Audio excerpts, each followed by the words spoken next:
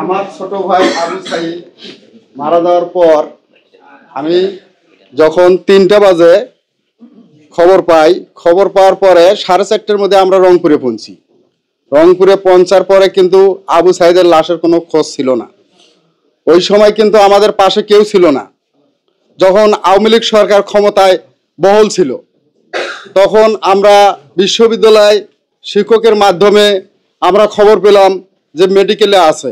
মেডিকেলে যা আমরা ঘন্টার পর ঘন্টা অপেক্ষা করছি, কিন্তু আমাদেরকে লাশ দেখার সুযোগ পর্যন্ত দেয়নি।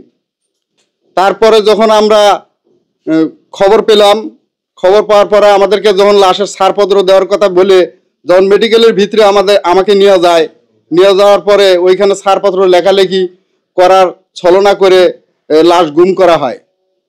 2.5 থেকে 3 ঘন্টা পরে আমরা খবর পেলাম যে মর্গে নিয়ে যাওয়া হয়েছে। পরে ওইখান থেকে আমাদের হাতে লাশ তুলে দেয়।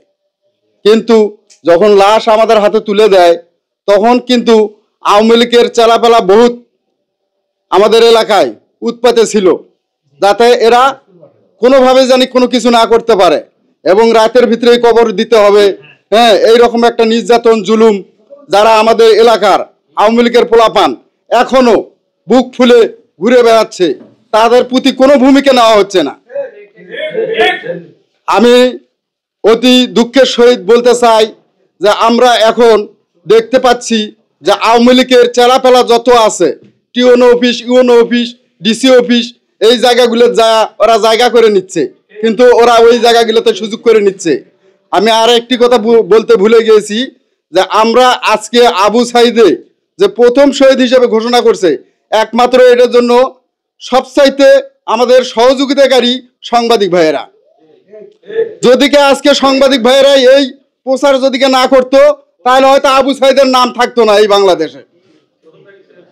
সেটা প্রথম থেকেই সাংবাদিক ভাইয়েরা অনেক মার খাইছে, অনেক যুদ্ধ করছে এবং অনেক ক্যামেরা ভেঙছে, তারপরেও কিন্তু ওরা জীবন দিয়ে যুদ্ধ করছে এই দেশের জন্য।